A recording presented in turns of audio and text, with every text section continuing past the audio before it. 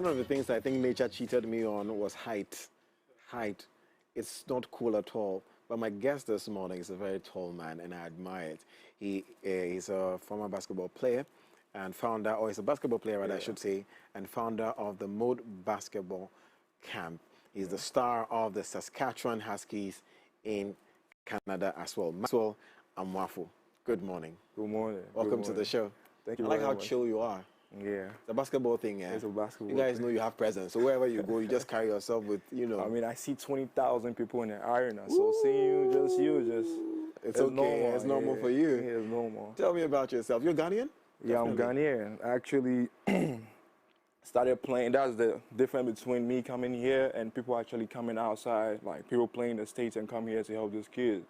Actually, I mean, been through all the stages in Ghana, went to Infantipim school, won everything in Infantipim school, back-to-back championship, went to UG, Legon, won back-to-back championship. You played for Legon? Yeah, I The won school back team? Which hall were you in? I was a Vandal for a year. Then I moved to Amoafo Hall. So I actually like finished, played some Amoafo Hall games and stuff like that. No, Yeah, I was so in Legon Hall, so oh, I'm okay, that's biased. just opposite. That's right. Yes. So I actually went to Legon, won back-to-back championships, went to South Africa, All-African University Games, won championships, went to Canada, played in the national championships 2020. So yeah, it's just like I've been through all this. I mean, coming here, people were telling me to take money from these kids for the camp. But I've been through it. I know how these kids feel. Sometimes it's hard to even get to practice, food to eat and stuff like that. So I just came here to give back. I mean, just to see these kids, I was happy. It's a dream come true, actually. I've been thinking about doing this for a very long time. And yesterday, it was a success. So, I mean... You tell me about yesterday. I think it's a beautiful story. There are so many young people who play basketball in Ghana and haven't gotten to where you've gotten to and would like to get there. So, have you always wanted to do this? Has basketball always been on your heart? I mean, basketball has always been on my heart. I mean, I've always loved the game, and I have the passion for it. If you ask anyone who watches me, they can tell you. If you don't see anything, you're going to see, oh, this kid has a passion for the game. So, I mean, basketball has always been on my heart, and, I mean, I'm trying to just use basketball as a tool, just to get to where I want to get to and also give back and tell these kids it's possible. Because, I mean, if they have no one to look up to and say to them that, oh, I've been in this situation before, and if you actually work hard and believe in yourself, you can get there. I mean, it's possible. So I'm just here to give back some knowledge to these kids. I mean, did you play for the national team of Ghana? We don't have a national team. We don't have a national team? We don't have a national team. That's what we're trying to do. I mean, we're trying to come together as a Ghanaian Basketball Association, like come together trying to, because there are players outside. I mean, I have friends outside in the States and Europe that actually want to play for Ghana. But who would they talk to? Who would they talk to? Like, even South Sudan or South whatever it is, they're playing the World Cup. How is South Sudan or Rwanda playing in the World Cup in Ghana? It's not. I mean, we don't need billions to do it. We just need a structure, right, to make this happen. We'll come to the structure. Let's go back to your story. So, would you say that your love for basketball was nurtured more in Infantipim? Yeah. How would you say it contributed? Infantipim, Legon, how has it contributed to your growth? I'll say Infantipim. I mean, Infantipim has a different basketball culture. They actually believe in sports, you know. I mean, some schools, you know, you're an athlete, like, they don't care about you, but in Infantipim, if you're an athlete, it's like a privilege to be an athlete. More than Adisadel? What? More than Adisadel? I don't really know about this, but we beat them every time, so I don't really like. Every time we see them, we beat them. So Infantipim actually has a basketball culture, and they actually take sports serious, you know. So I think that's where I actually had a love for the game, and I mean, we still friends like that. My teammates in Infantipim, it's like a brotherhood. We also talk to them, like, so just like I had the love for the game in Infantipim. I could say that too. What took you to Canada, Maxwell? Was it because you were just good? I mean, it's hard work and your work ethic. You can't just you can't just leave Ghana to go play in a university out there because they give you 50,000 scholarship, 60,000 scholarship, and it's a business. No coach would want to take someone from here that's no good. I mean, you need to have the work ethic. You need to be disciplined, and I mean that's what I came here for, to give the kids this knowledge. I mean, How would you describe your work ethic? I mean, if it got to me, I told you everything about me. So I mean, it's just like it's hard work. Tell me, you know, it's. What's your typical day like before? Let's say even before Canada. What was your typical day like? I mean, just like, as a Ghanaian, I mean, there's no much to. I mean, I did the best I could do with what I had. I actually went to coaches that I knew had knowledge of the game. Someone like Mimi Falconer. Mimi, man. Yeah. That guy. He's one of the guys that I actually try to get some knowledge from, because I'm trying to get further, and we didn't have the means of this YouTube and stuff like that. It's easy to now learn stuff, but he knows it. Actually, like, take time, yo, coach, tell me about this, tell me about that. So he trained you? He trained me. Yeah. Was it in Legon?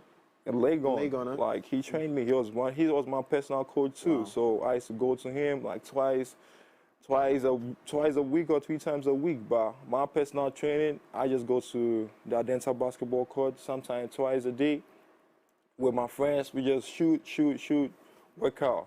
I mean, in Ghana here too, I mean, the Legon basketball gym, they know me. I still go there, they still mention my name, because that's why I actually sleep. Go there every morning, go to the weight room every morning. But in Ghana, it's a different type of, work ethic. Because everything is available to you. So you need to work hard, and your scholarship is on the line. So you have to work hard for it. Well, what do you think makes you different from the average Ghanaian basketball player? I think it's just work ethic, discipline, and ready to learn, open-minded, because you need to grow. And I mean, you know the Ghanaian culture. Most of us think we know it all, we're close-minded.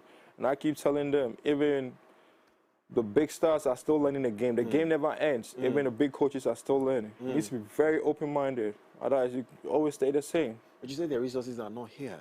So how do they learn? How many do you know the courts we have in Ghana? Like, do we have the standard court here? We don't have the standard court. The Legon court, you say, is standard, isn't it? I mean, it's a standard, but it's an outdoor court. That's how we can hold, like, international games here. There. We can do that, but we don't have that means. And even the outdoor courts are now locked. So how are these kids that can even afford to even get sneakers, practice? We need outdoor courts that are even open for these kids to play, and now they are locked. So how do they even play? We need the kids to play. You know, that's why we're here, to help them. So, I mean, I love the game. I'm trying to give back to my country. And, I mean, there's so much to do, and I can't do it alone, you know. In interacting with these kids that you're raising in Moat Basketball Camp, what have you discovered about them? I mean, you can tell the athleticism is there. The passion for the game is there. That's what they have more than the kids in Europe, in Canada. Because they don't have much. I mean, you know, African kids, we're very athletic. By the technical aspect of the game, they have it. You know, so that's probably the only difference between Canada and Ghana. By the athleticism, if you put them there to play, they can play, but you can't function without the technical aspect of the game. You know, you need to know what's happening on the basketball court to be able to play. And I think that's what is missing. And with my camp, I had some of the best coaches in Ghana. Everything we did, we demonstrated it to all the 100 campus, and they actually saw everything that was happening. So, I mean, they left with knowledge. I mean, we had questions and Q&A with them, and you can tell from, like, the questions they're asking and the answers they're giving us, you know, they learned so much from it. How do you recruit the kids? We opened a registration, and we actually had over 250 kids that were registered. So we had to evaluate them and pick 100 out of it. So we actually went according to the information they gave us. So that's how we recruited our kids. With all these challenges you've mentioned, I'm looking at it again in Ghana, and as one man, I mean, you have the likes of Mimi helping and a few others, but how are you surmounting these challenges? You know, raising these kids, supporting them, funding, and etc. How are you doing it? I mean, this year with my co-founder, Rebecca May, and I think that's the only, we did it, this year we just did it ourselves, and with the help of PBA and some of the coaches, I mean, but financially, it's just me and Rebecca May that founded this basketball camp. What can we do? as a country, honestly, to compete out there. I know that one of the best teams in Africa is, what's the name of this African country?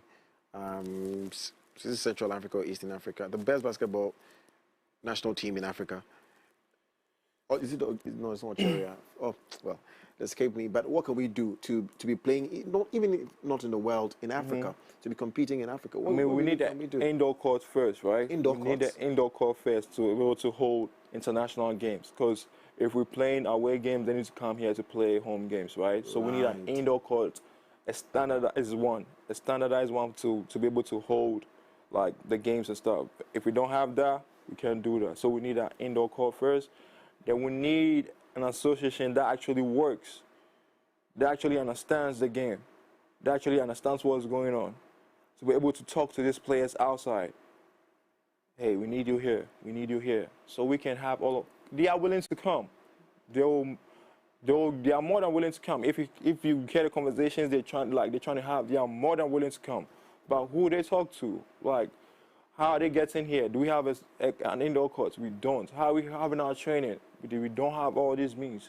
I know you're not in government, but please tell me, what do you think is the problem? Because we have a Ministry of Sports, and we've seen how football is pushed. We've seen how tennis is being pushed. Even I think we have a national swimming team. What is the problem with basketball? Is that we are not interested? We don't think it will fetch us money. Even boxing, we are investing a lot in boxing. What's the problem? It's not that they don't see basketball. They see basketball as a recreational sport. That's what Ghanaians see basketball to be, but that's not what basketball is. You can actually use basketball to create money, but you need to sell it in the right way for people to actually come and watch it. You know, there's different aspects of the game that needs to be understood, and if you watch it from one perspective, that's what you're gonna see. But you can actually sell basketball to people, that it can actually change your perspective from even loving soccer to not becoming a basketball nation. But it needs to be sold. Is that possible? It's possible, but it needs to be sold, you know. But we don't have I don't know if we have the right people to do that. And I don't see them doing that. But it's possible, though. It's very possible. And, I mean, that's why we're here, just trying to make that happen, because we don't want our kids going through this. This is going to change. But, I mean, there should be someone here trying to make a change first. And that's why we're here. Which part of Ghana did you grow up?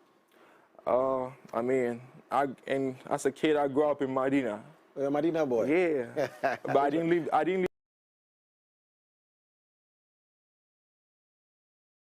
You know. Medina, Dent is very close. So. Yeah, so Dent has a lot of basketball courts, don't you?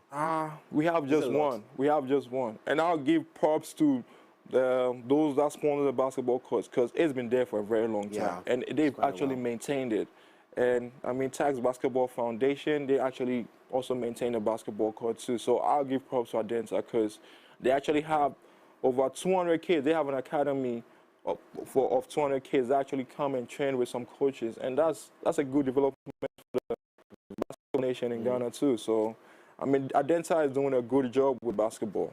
I can say that for a fact. Medina. And that's it. Those are the areas. Yeah, those are the areas, yeah. What do you remember most about those places? I mean, I could say much about Medina. Growing up in Medina, like, as a naive kid, I could be in so much trouble, you know? Right. If you don't have right guidance, I could think about it right now. How about the kids in Medina right now, if they don't have the right guidance? They're probably not even bad kids, but they don't have the right guidance. They're in trouble right now. They're probably in prison right now. So it's just... So when you say guidance, you mean your parents? I mean, guidance, no, actually, like, I mean, emotional intelligence, how to, like, a lot of things that our culture, we don't actually talk about, you know? Get into fights, get into this, you know? I mean, there's a lot more we have to learn as a country, you know what I'm saying? You understand what I'm saying? But it's a lot more. So I mean, I grew up in Aveno, so I can relate a bit. I've seen a lot of vices and all that. What were some of the things you thought could have landed you in trouble that you were close to doing, but maybe you escaped back then? Moving around with bad, like, I mean, friends, peer, like, you know, let's do this, let's do that. You know what I mean? Did you ride motorbikes growing up? I didn't ride motorbikes. I mean, it's not to say that there's something wrong with motorbikes. But right now I came back to Ghana, I see a lot of motorbikes. I don't know how this culture even started. I mean, it looks fun to many young people. So Now I'm talking about the commercial ones. oh, Yeah, that. Yeah. I yeah. mean, hey, means of transportation, Oh, very okay, easy. okay. I don't even know when it started. I came to see a lot of motorbikes. I was like, damn. How long have you been away? For like 6 years. 7 years. Okay. So ultimately, Maxwell, I mean, 6, 7 years, like you said, you were on scholarship. You were Yeah, on I'm on scholarship over scholarship, there. yeah. You know, what one thing would you say you've learned over there that you think we should emulate here? I mean, we just being open-minded to learn Open-minded. and willing to help our people, willing to help those kids, and coming together as one to push whatever notion or whatever thing we're trying to push. If we're trying to push basketball, let's all come together and push it. We can actually make it work, but it's so much division. This person doing this person doing this. We can't move like that. We need to come together and push it forward. And we actually need the government to help us. But I don't know if the government is going to help us because it's so much into getting fun, like government, talking about government. Like since a kid, I've always been government's help. They don't do nothing. I've never seen them do anything. So how do I keep, like, why do you even talk about governments now? Like, they're not going to help you. So if we can get private companies to help us, that would be fine. Because right now I'm not even thinking about government, because I know the government is not going to help any of us.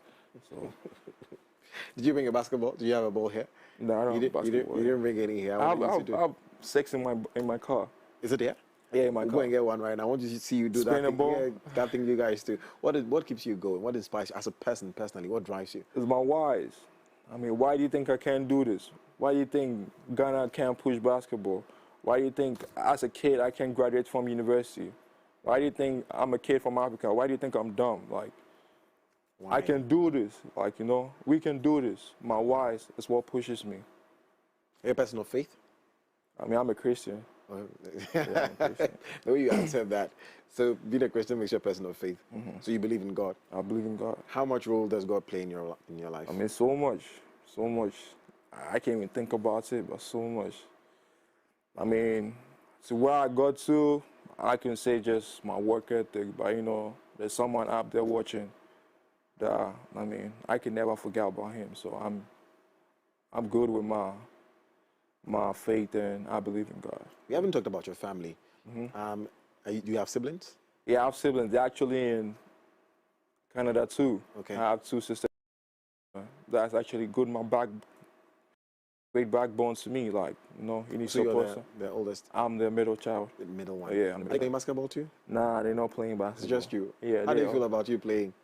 I mean, it's something new to my family. I'm actually the tallest in my family too. Like, so I'm the tallest. Not like someone is close to me or something. I'm the tallest. They don't even know how I became tall. So just like. It's not in the family? It's not in the family. Like, my dad is a little bit tall, but my dad is telling me my grandpa was tall, but I never got to meet him, so it could be that way.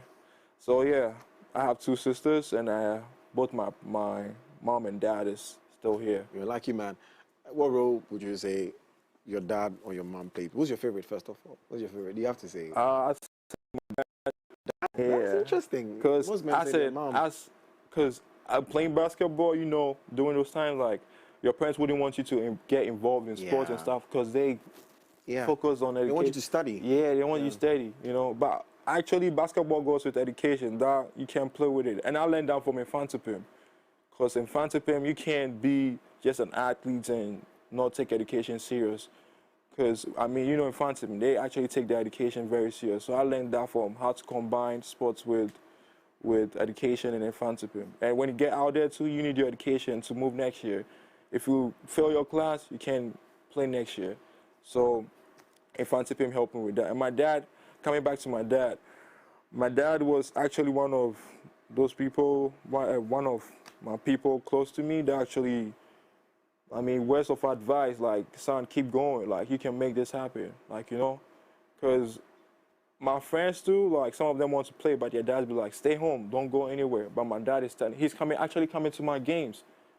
Like, you don't see African parents doing that. They actually, oh, I'm beat work, like, go play, like, or you don't even go out.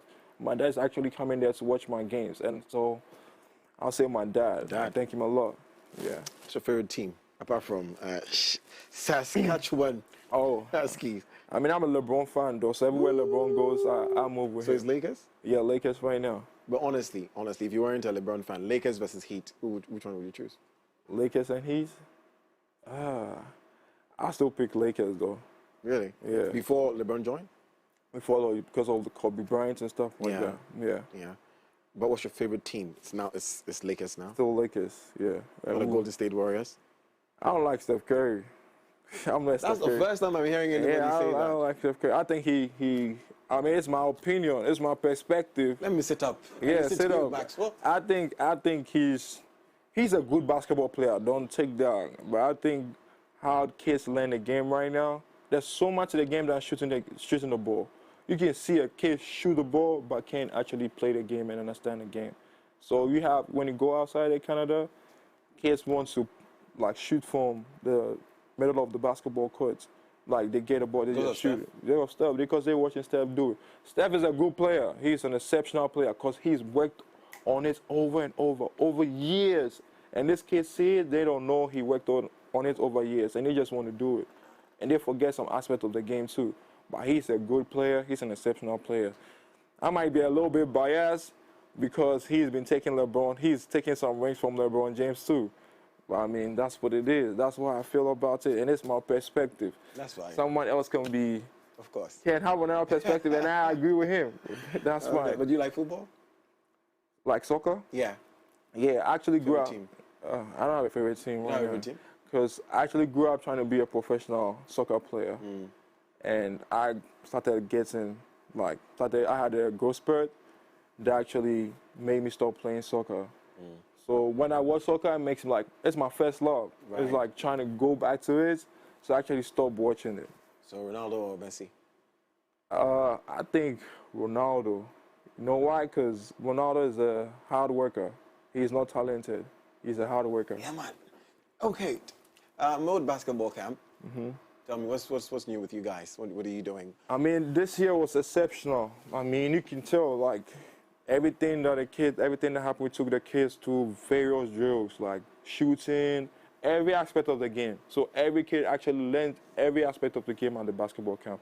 The coaches were exceptional. Coach Thomas, Coach Farah, me, Coach Lester, Coach Tete, Coach Keg, everyone was exceptional.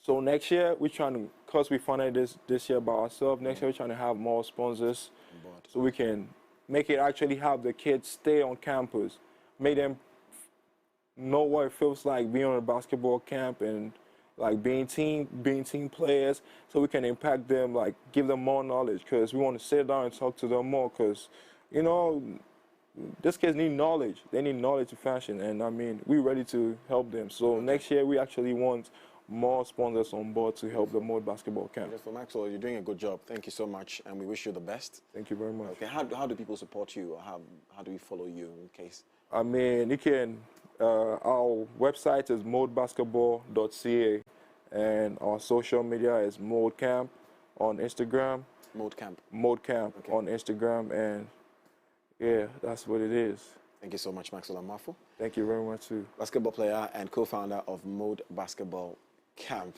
Interesting conversation. Well, we told you that we might just have a Cobra in our house this morning, and yeah, she's here, the founder of the Cobra Association. Mama Gladys is here. Stay tuned.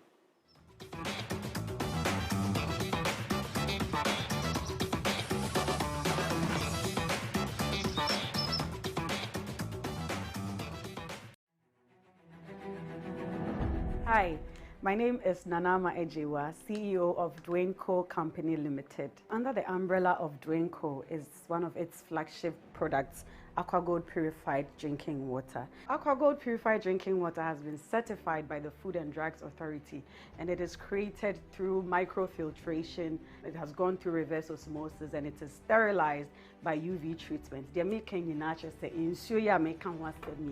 akɔ through science, technology, nsuo ɛho te, nsuo kroje, nsuo a onoma ho se manum nsuo ɛde wɔ metekrema so. We are located at Tema Community 12. Contact us on 0266 267005 or 020 824 38 51. AquaGold purified drinking water. Safe water saves lives.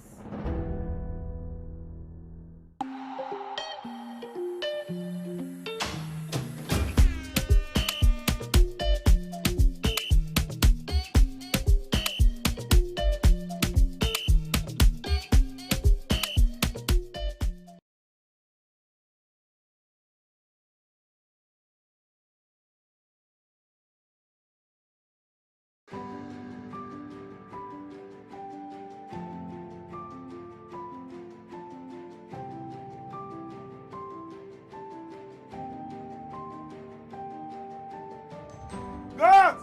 Good. Get me the chef now. Huh? Where did you buy this rice? Follow her to the market where she want the rice. Go!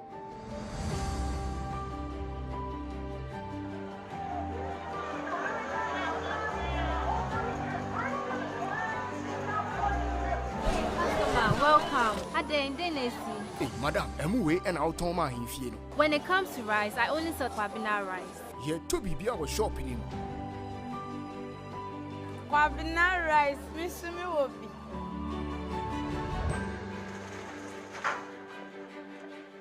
Say a Kwabena rice, and ye, Ubia the Yini.